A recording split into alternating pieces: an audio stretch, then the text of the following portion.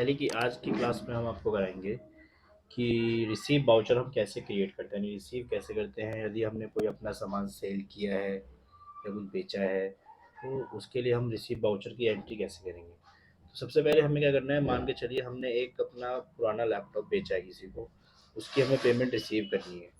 तो हमें सबसे पहले लेज़र क्रिएट्स करनी होगी। तो लेज़र क्रिएट करने के लिए हमें क्या करना होगा, हम आएंगे यहाँ पे क्रिएट पे। यहाँ पे जब भी हम कोई सामान बेचते हैं, पुराना सामान जब भी कोई बेचते हैं, तो उसकी एक लेजर क्रिएट होती है सैंड्री इनकम के नाम से।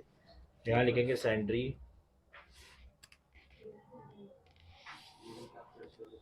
सैंड्री इनकम। और जो हमारी इनकम होती है वो इनडायरेक्ट आती है, तो इनडायरेक्ट इनकम में ले लेंगे हम उसको।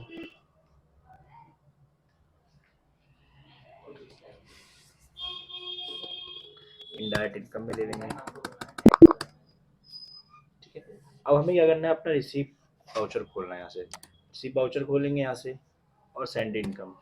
अब क्या चीज़ हमने बेचा था, एक हमने लैपटॉप बेचा था 5,000 का किसी को, तो वो पेमेंट हमें रिसीव करनी है। एंटर करेंगे हम। उसके बाद वो पेमेंट किस तरीके से कर रहा है, कैश कर रहा है तो कैश ले लेंगे, बैंक के थ्रू कर रहा है तो बैंक के थ्रू ले लेंगे। अब वो कैश कर रहा है तो हम उसको कैश ले लेंगे यहाँ से, और एंटर कर देंगे। अगर आप यहाँ नरेशन लिखना चाहो तो हम लिख सकते हैं, जैसे कि हमने sell old laptop,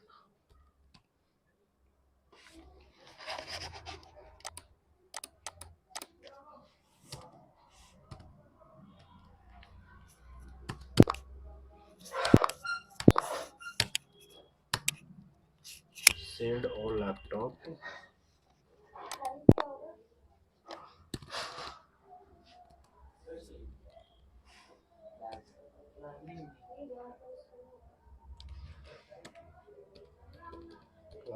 by cash. इस तरीके से हमारी एंट्री क्लियर हो जाएगी। आपको चेक करना है तो आप इसको चेक भी कर सकते हो डे बुक में जाके, तो आपकी एंट्री चेक करा देगा। अगली जो एंट्री है हमारी इसके अंदर, वो होता है कि हमने किसी पार्टी को 10,000 रुपये दिए हैं, 10,000 का सामान सेल किया है। तो वो 10,000 में से हमें कुछ वो डिस्काउंट करके पेमेंट कर रहा है कि भाई मैं आपको पेमेंट पूरी कर रहा हूँ और आपको जो ना थोड़ा सा डिस्काउंट देना होगा मुझे। तो उसके लिए हमें क्या करना होगा, एक पार्टी नाम की लेज़र बनानी पड़ेगी। पार्टी के लेज़र क्रिएट करने के लिए हमें कहाँ जाना पड़ेगा, क्रिएट पे जाएंगे हम यहाँ से, और यहाँ से आएंगे लेज़र पे। जब भी हम किसी कस्टमर से पेमेंट लेते हैं तो हमेशा वो जो कस्टमर होता है वो डीआर में आता है, नहीं सैंडी डेबिटर में आता है। तो यहाँ से लेंगे हम सैंडी डेबिटर्स अपना। उसके बाद इसका ओपनिंग बैलेंस हमें रखना बहुत ज़रूरी है, क्योंकि हमें पता कैसे, नहीं तो हमें पता नहीं चलेगा हमें इससे कितना पैसा रिसीव करना है। तो हम ओपनिंग बैलेंस यहाँ रख देते हैं 10,000 रुपये, और यहाँ पे हमने कर दिया जी 10,000 रुपये। Enter enter.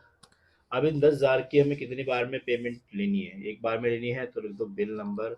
इसका एक ही बिल है हमारे पास,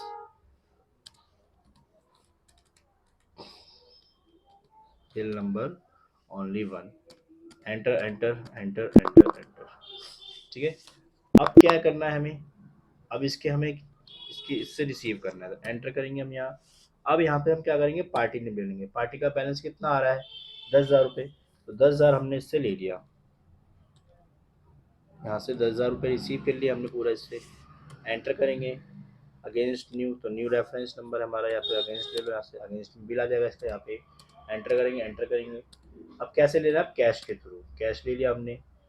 कैश में क्या होगा कि जब वो हमें पेमेंट करेगा, तो मान के चलो उसको हमने 1,000 रुपये का डिस्काउंट देना है। तो 1,000 रुपये के डिस्काउंट के लिए क्या करना होगा, हमें यहाँ उसको 9,000 रुपये रिसीव करना होगा। तो मुझसे हम क्या करते हैं, 9,000 रुपये रिसीव कर लेते हैं यहाँ से। रिसीव 9,000 और एंटर। अब वो कह रहा है कि भैया इस पर हमें डिस्काउंट भी चाहिए। तो डिस्काउंट के लिए हमें क्या करना होगा, एक लेज़र क्रिएट करनी होगी। तो लेज़र क्रिएट करने के लिए हमें क्या करना होगा, यहाँ पे हम क्रिएट पे आएंगे, और इसके अंदर हम एक लेज़र क्रिएट करेंगे अपनी डिस्काउंट अलाउ के नाम से। डिस्काउंट अलाउ, कि हम इसको डिस्काउंट जो है अलाउ कर रहे हैं। और जो ये अंडर आएगा वो हमारा आएगा इनडायरेक्ट एक्सपेंस में। इनडायरेक्ट एक्सपेंस ले लेंगे हम यहाँ से। Enter enter enter. और यहाँ पे उसको हमने दे दिया जी 1,000 रुपये का डिस्काउंट। 1,000 का डिस्काउंट हमारे पास यहाँ हो गया, डिस्काउंट अलाउ में 1,000 का आ गया हमारे पास। और एंटर कर देंगे आप। अब आप डिस्प्ले में जाके इसको चेक कर सकते हैं कि इससे हमने कितना पैसा जो है रिसीव किया है।